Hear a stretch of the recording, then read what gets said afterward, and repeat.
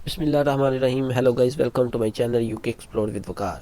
Today we are going to discuss two important things जो आपके travel करने के लिए बहुत अहम है। तो हम उसी पे बात करते हैं बिना किसी टाइम वेस्ट किए के। तो गाइस, जब आपके पास कंफर्मेशन मेल आ गई है, आपका वीज़ा कंफर्म हो गया है, आपने अपना पासपोर्ट कलेक्ट कर लिया है, तो उसके बाद आपने फ़ौरन अपना टिकट बुक करवाना है। एक तो हम इस टॉपिक पे बात करेंगे आपने अपना टिकट कैसे बुक करवाना है, किस डेट का बुक करवाना है और किस तरीके से बुक करवाना है, और टिकट बुक करवाते वक्त आपने किस चीज़ को मद्देनज़र रखना है। और दूसरा, आपके पास जो इमिग्रेशन क्वेश्चन करता है आपने उसके आंसर कैसे पुटअप करने हैं। तो इसी टॉपिक पे बात करते हैं।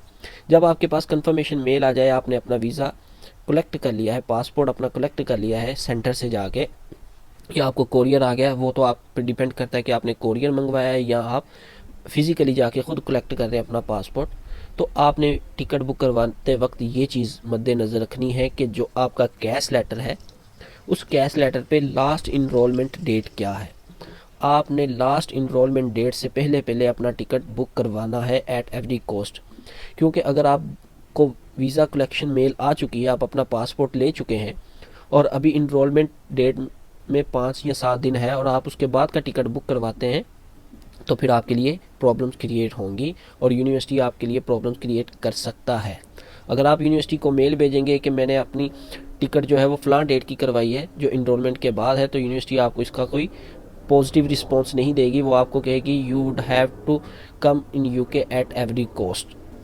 तो ये एक तरीकाकार है। आपने जब भी अपना टिकट बुक करवाना है तो आपने अपने इनरोलमेंट डेट से पहले करवाना है। लेकिन स्पेशल सर्कमस्टांसिस हो सकते हैं कि आप इनरोलमेंट के बाद टिकट अपना ले रहे हैं। वो क्या है कि अगर आपको कलेक्शन मेल नहीं आ रही, आप अपना पासपोर्ट कलेक्ट नहीं कर पा रहे, वीज़ा प्रोसेस में कुछ डिले हो जाता है, तो फिर आपके पास एक जेन्युइन रीज़न और जेन्युइन एक्सक्यूज़ है जो आप यूनिवर्सिटी को बता सकते हैं और यूनिवर्सिटी उसे हर सूरत में एक्सेप्ट करती है। तो फिर इनरोलमेंट डेट का या टिकट बुक करवाने का कोई इतना चक्कर नहीं होता। और बहुत सारे स्टूडेंट टिकट जो है वो वीज़ा कलेक्शन मेल आने के 2 दिन बाद की करवा लेते हैं, जो काफ़ी कॉस्टली और एक्सपेंसिव भी हो सकती है। तो आपने टिकट बुक करवाते वक्त इनरोलमेंट डेट को लाजमी चेक करना। दूसरी बात इमिग्रेशन है।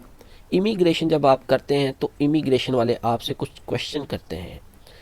अगर आप अपने लोकल एयरपोर्ट से ट्रैवल कर रहे हैं तो उधर तो आपको इतना मसला नहीं होता, क्योंकि आपकी अपनी लोकल लैंग्वेज होती है, तो आप उसके क्वेश्चन जो वो करते हैं उसके आंसर ईजिली पुटअप कर देते हैं। तो वो क्वेश्चन क्या करते हैं, आप कहाँ जा रहे हैं, किस वीज़े पे जा रहे हैं और क्यों जा रहे हैं, तो आप इजीली उसके आंसर जो है वो पुटअप कर देते हैं। लेकिन मसला आता है जब आप इंटरनेशनल एयरपोर्ट पर उतरते हैं, तो वहाँ की लैंग्वेज और होती है, उनका एक्सेंट और होता है, उनका अंदाज़ और होता है, उनकी बातचीत करने का वे ऑफ टॉक और तरीका होता है जो आपको परेशान करता है। और वो वहाँ पे काफ़ी ज़्यादा सीरियस किस्म टाइप के क्वेश्चन भी करते हैं। आप कहाँ से आ रहे हैं, किस यूनिवर्सिटी में जाएंगे, कहाँ पढ़ेंगे, आपका वीज़ा कितनी देर का है। तो ये सारे आपने क्वेश्चन जो है इनको रेडी करके ही वहाँ पर आना है।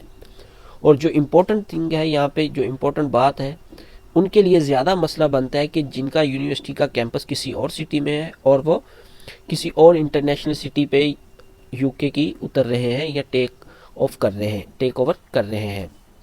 तो इसमें क्या होता है कि जब अगर आपकी यूनिवर्सिटी लंदन में है तो आप अपने मानचेस्टर में चले जाते हैं। कुछ स्टूडेंट्स होते हैं जिनके रिलेटिव मानचेस्टर या बर्मिंघम में या लंदन में और यूनिवर्सिटी बर्मिंघम में, तो फिर वो पूछते हैं कि आपकी यूनिवर्सिटी तो लंदन में है या बर्मिंघम में, आप मानचेस्टर में क्यों लैंड किया आपने।